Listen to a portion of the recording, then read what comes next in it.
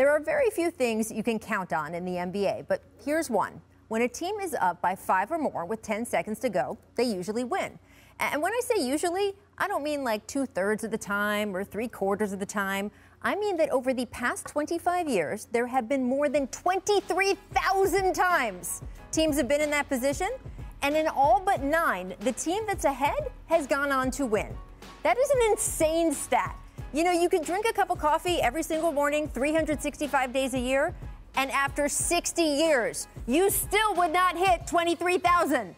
All of which makes what happened this weekend all the more absolutely bananas. First in Chicago on Saturday night, it was the Bulls who were up by 5 with 10 seconds to go, and Dame Lillard hits this 37-footer. Which is incredible. But at that point, the Bulls still should have gone on to win the game. They've got possession with 8.9 on the clock, except then Zach LaVine gets tied up in the corner, and then it becomes a jump ball, which finds its way to Dame, who hits this off-balance step-back fadeaway 3 over 7-foot-tall Larry Markkinen, and I'm sorry, what? I know we are all used to Dame time in the clutch, and I know we are used to Lillard being able to hit it from anywhere, but come on.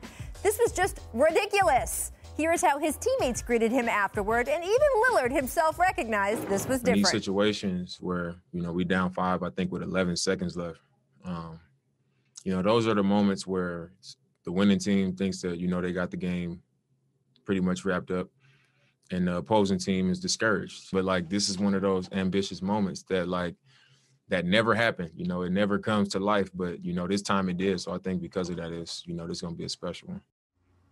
Yeah, just nuts. But little did we know we were going to watch it happen again less than 24 hours later, this time in Brooklyn, where the Nets appeared to be comfortably cruising. First half went up 18. But then Bradley Beal and Russell Westbrook went to work, combining for 37 points in the fourth quarter alone, with Russ in particular looking more comfortable than he's been all season, putting up a 41-10-8 line. And yet, even after the Wizards closed the gap, the Nets were still up by, yes, 5 with 10 seconds to go, the same position that more than 23,000 times teams had gone on to win it. Except once again, the math flew out the window. First, it was Beal sprinting up court for this 3. Just money. Then when Joe Harris tries to inbound, doesn't go well. KD goes to a different spot than Harris is expecting. Garrison Matthews comes up with a steal out to Westbrook, who hits another 3 with 4.3 on the clock. Washington then goes on to win a game that Coach Scott Brooks called, quote, the craziest finish he's seen in his 28 years in the NBA. Here were the Nets afterward. We had that game. It should have been ours, so we just look at ourselves in the mirror and just see where we can correct as individuals and as a group, just especially on the effort. I couldn't guard a stick today. Those guys were just going right around me, and, I was getting frustrated a little bit. Maybe we thought we had it in the bag, but, too many times we let them waltz right down the lane and get layups. I think we just let our foot off the gas, thought we were going to win, and that's a dangerous game to play. Certainly, Brooklyn needs to figure it out on defense. In the 9 games since the Nets made the Harden trade, opponents have scored 123 points or more 7 of those 9 times. But if I'm the Nets or the Bulls, I wouldn't read too much into either of these games, considering just how rare the outcomes were. Just 9 times out of more than 23,500, twice in one weekend. I'm going to need more coffee. So, Zach, what did Russ prove to you last night against the Nets? First of all, props to the graphic department for the Ferris Bueller reference that nobody under 30 will get. I love it.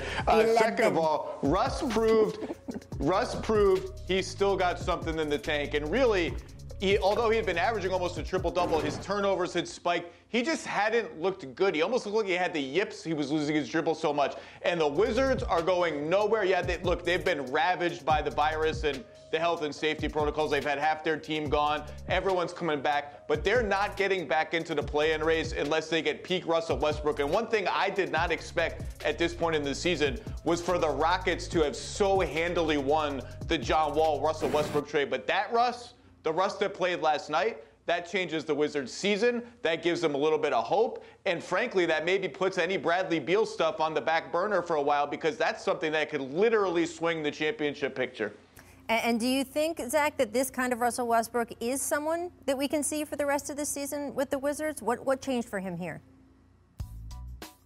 I mean, last night's performance is probably going to be an outlier in terms of its shooting efficiency, the three-point shooting efficiency, all of that. But there's a big, big gap between that guy and the guy who had played the first 12, 15 games, whatever, of the season. If we can meet somewhere in the middle and Russ can just become a steady presence, something like not quite what he was even the last. People forget the last 30 games before the bubble with the Rockets. He was on fire. He was averaging 30 a game, living at the rim. If we can get closer to that guy, the Wizards, if they get healthy, they have a really good offensive team, or at least a skeleton of one. They can get back into the play-in race. It has not gotten away from them. And you know, after that game, Zach, Scott Brooks said he was going to break out the White Claw, and in fact, he said raspberry was his favorite flavor. I don't know. What do you make of that?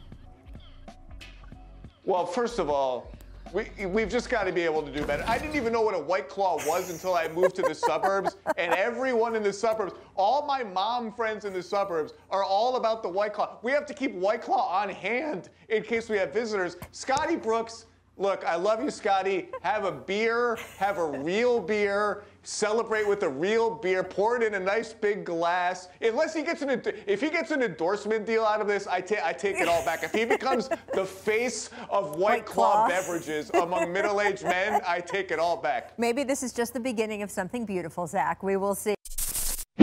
Thanks for watching ESPN on YouTube. For live streaming sports and premium content, subscribe to ESPN+.